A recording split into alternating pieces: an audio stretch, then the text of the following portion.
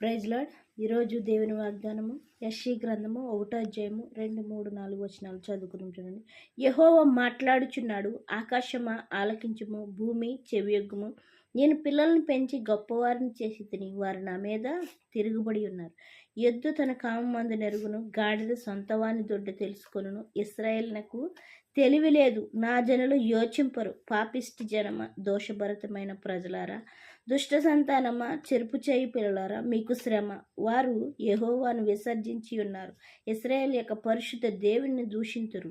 ఆయనను విడిచి తొలగిపోయి ఉన్నారు. నిత్యము తిరుగుబాటు చేయుచు మీరేలా ఇంకను కొట్టబడుదురు. ప్రతివాడు నడినెత్తి వ్యాధి కలిగి ఉన్నాడు, ప్రతివాని గుండె బలహీనమాయను. అరికాలు మొదలుకొని తల వరకు స్వస్థత కొంచెమైనను లేదు. ఎక్కడ చూసినను గాయములు, దెబ్బలు, పచ్చిపుండ్లు. అవి పిండబడలేదు, కట్టబడలేదు, తైలముతో మెత్తన చేయబడలేదు. ఇక్కడ వాక్యంతో మనతో ఏమని మాట్లాడుతున్నాడు? యెహోవా మాట్లాడుచున్నాడు, ఆకాశమా ఆలకించుము, భూమి చెవియొగ్గుము. వాటితో చెప్తున్నాడండి మన యొక్క ప్రవర్తన ఎలాగుందో ఏంటనేది. ఈ విషయాలన్నీ దేవుడు వాటితో చెప్పేవాడిగా ఉన్నాడు. అవి మాట్లాడవు, చెవులు లేవు, అయినా కూడా అవి వింటున్నాయండి. మనం భూమి మీద నడుస్తున్నాం, కానీ భూమి మనం చేసిన ప్రతిదీ కూడా దేవునికి అప్పగించేదిగా ఉన్నదంట. ఇంకా ఆకాశము పైనుంచి చూస్తుంది. మనం చేసిన ప్రతి పని, ప్రతి మాట, ప్రతి క్రియ, ప్రతిదీ కూడా ఆకాశం కూడా దేవునికి అప్పగించేదిగా ఉంది. ఒకానొక టైంలో దేవునికి ఇక అగ్ని కూడా దేవునికి తన యొక్క ఎంతమంది అయితే అగ్ని ద్వారాగా చనిపోయి ఉంటున్నారో వాళ్ళందరినీ కూడా దేవుడికి ఆ ఆత్మలను అప్పగించేదిగా ఉంది. భూమి ఎంతమంది అయితే ప్రాణాలు తీస్తుందో ఆ ప్రాణాలను, ఆ ఆత్మలను భూమి కూడా దేవునికి అప్పగించేదిగా ఉంది. అయితే వీటన్నిటికీ మాట లేకపోనా కూడా దేవుని మాట వినేవిగా ఉంటున్నాయి. అయితే మనకి మాట వచ్చు, చెప్పడం వచ్చు, చేయడం వచ్చు, అన్నీ తెలిసి కూడా మనం ఏం చేస్తున్నామంటే దేవుని యొక్క మాట వినకుండా ఉండేవారిగా ఉంటున్నామంట. ఎలాగుంటున్నామంట? వారు నా మీద తిరగబడి ఉన్నారు. మేలులైతే పొందుతున్నాం, కానీ దేవుణ్ణి అయితే స్తుతించకుండా దూరంగా ఉండేవారిగా ఉంటున్నాం. ఇంకా ఏమంటున్నామంట? తిరగబడేవారిగా ఉంటున్నామంట. అసలు దేవుడు నాకు ఏం చేశాడు, నేను ఎంత బాధపడడానికి కారణం దేవుడే కదా అని మనం ఏం చేస్తున్నామంట? దేవుని మీద కోపపడేవారిగా, తిరగబడేవారిగా ఉంటున్నామంట. అయితే వాక్యంతో మాట్లాడుతున్నాడు ఆయన. వాళ్ళందరితో కూడా మాట్లాడుతున్నాడు. భూమితోటి, ఆకాశముతోటి మనము చేసిన పనులన్నీ కూడా, వాటన్నిటిని కూడా దేవుడు వాటికి వినిపించేవాడిగా ఉన్నాడు.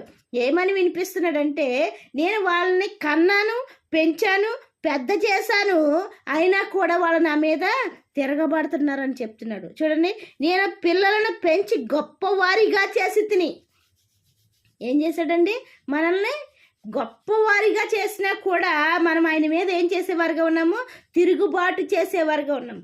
ఎన్నో మేలు మన యొక్క వయసు చిన్నప్పటి నుంచి మొదలుకొని ఈ వయసు వరకు వచ్చే వరకు కూడా ఎన్నో మేలు చేస్తున్నాడు. ప్రతి సంవత్సరము కూడా ఎన్నో మేలు చేస్తున్నాడు. కానీ వాటన్నిటిని కూడా ఏం చేస్తున్నాం? మనము మర్చిపోయేవారిగా, విడిచిపెట్టేవారిగా, దేవునికి దూరం అయిపోయేవారిగా ఉంటున్నామని వాక్యముతో ఆయన మనతో మాట్లాడేవాడిగా ఉన్నాడు. నేను పిల్లలను పెంచి గొప్పవారిగా చేసి తిని, గొప్ప స్థానంలో పెట్టినా కూడా, గొప్పవారిగా చేసినా కూడా మనం ఆయన ఏం చేస్తున్నామంట? మర్చిపోయేవారిగా, తిరగబడేవారిగా. అసలు దేవుడు నాకు ఏం మేలు చేశాడు, నేను ఇలాగా చితికిపోయి ఉండడానికి, ఇలా బాధపడుతూ ఉండడానికి, ఇలా అనారోగ్యంగా ఉండడానికి అసలు దేవుడే కదా కారణము. అసలు ఈ రోగం నాకు ఎందుకు పెట్టాలి, ఈ సమస్యలు నాకు ఎందుకు పెట్టాలని మనం ఏం చేసేవారిగా ఉన్నామంట? ఆయన మీద తిరగబడేవారిగా ఉన్నామంట. అయితే వాక్యంతో మనందరితోటి మాట్లాడుతున్నాడు ఆయన తిరగబడేవారిగా ఉండినట్లయితే ఇంకా మనము శిక్ష అనుభవించేవారిగా ఉంటాం, ఆయన మీద మనం తిరగబడినట్లయితే. అట్లా కాకుండా దేవుడు మనల్ని పెంచి పెద్ద చేసి గొప్పవారిగా చేశాడు. ఇక ముందు ఎన్నో మేలు చేశాడని ఆ మేలులన్నీ మనం జ్ఞాపకం చేసుకున్నట్లయితే ఆయన ఏం చేస్తున్నాడండి? మన యొక్క గాయాలను ఆయన కట్టేవాడిగా ఉంటున్నాడు. మన యొక్క సమస్యలను ఆయన తీర్చేవాడిగా ఉంటున్నాడు. మన యొక్క సమస్య నుంచి ఆయన మనల్ని విడిపించేవాడిగా, తప్పించేవాడిగా, రక్షించేవాడిగా, కాపాడేవాడిగా ఉంటున్నాడు.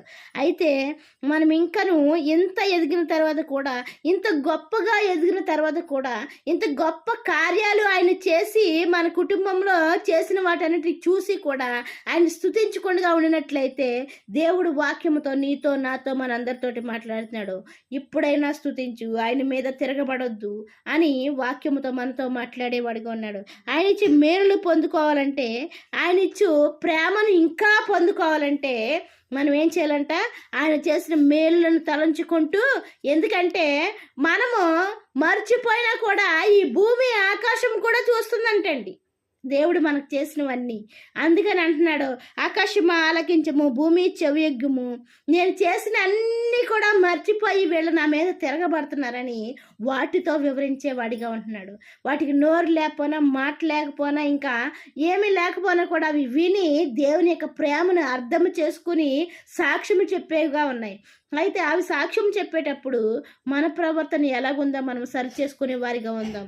ఇంకను దేవుని మీద తిరగబడకుండా దేవుడు చేసిన కార్యాలు, ఆ గొప్ప చేసిన విషయాలను మనం తలంచుకుంటూ దేవుని యొక్క ప్రేమను మనం ఇంకా పొందడానికి సిద్ధపాటు కలిగి ఉందాం. దేవుడి చిన్న పరిశుద్ధ వాక్యం దీవించిన గాక.